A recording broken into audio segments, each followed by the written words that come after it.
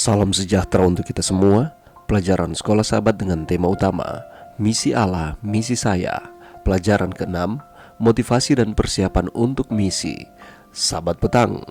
Ayat hafalan, ia berkata kepada mereka, inilah perkataanku yang telah kukatakan kepadamu ketika aku masih bersama-sama dengan kamu, yakni bahwa harus digenapi semua yang ada tertulis tentang aku dalam kitab Taurat Musa dan kitab Nabi-Nabi dan kitab Mazmur.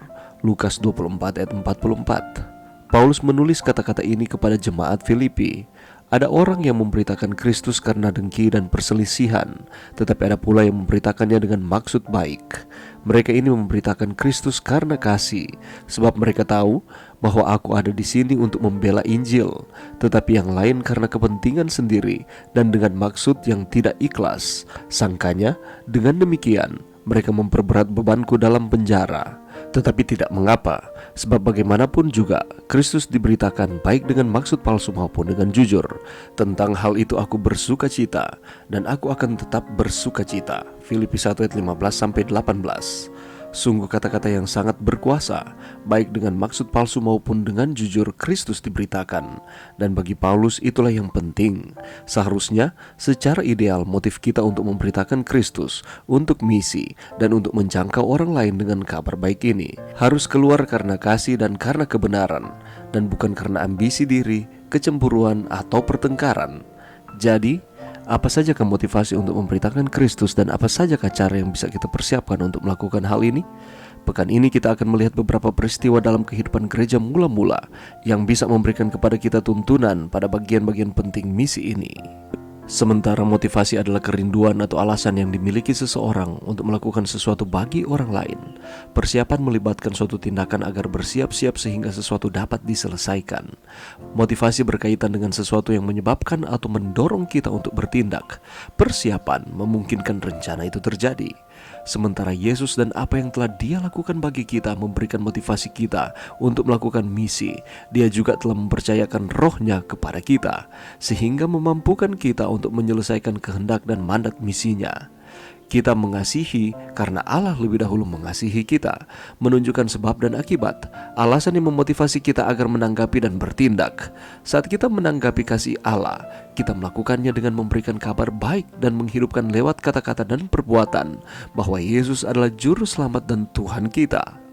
Pekabaran kebenaran kita, sebagaimana terkandung dalam firman-Nya, akan diterima oleh mereka yang mau mendengar dan menerima serta akan menghasilkan banyak buah saat Roh Kudus bekerja.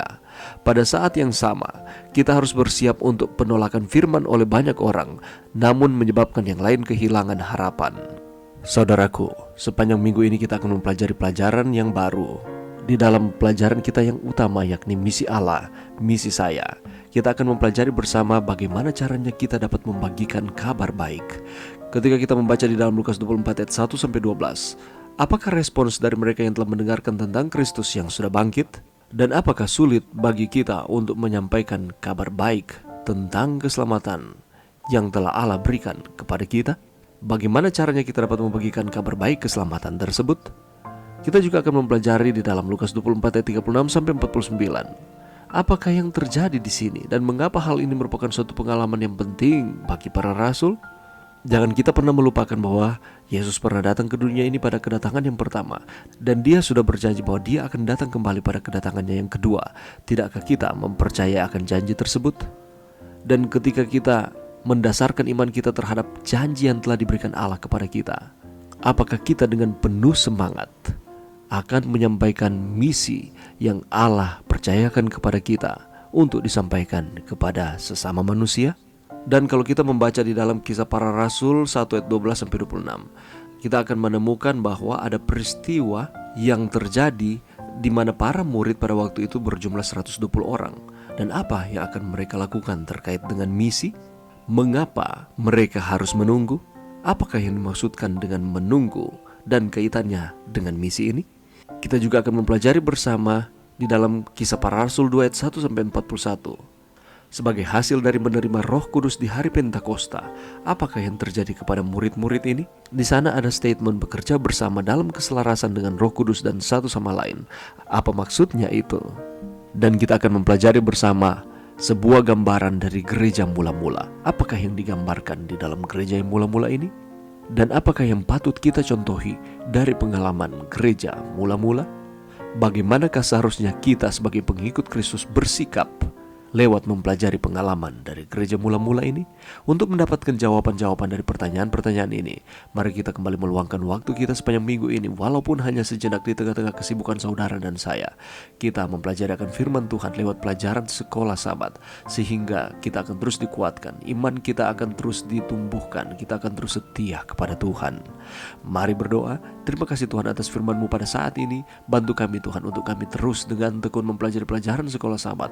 Kami memasuki pelajaran yang ke-6. Kami mau mempelajarinya setiap hari. Sanggupkan kami Tuhan, sehingga kami akan terus dikuatkan. Kami akan terus setia kepada Tuhan di tengah-tengah kehidupan kami di dunia ini. Ini doa kami Tuhan di dalam nama Yesus. Amin.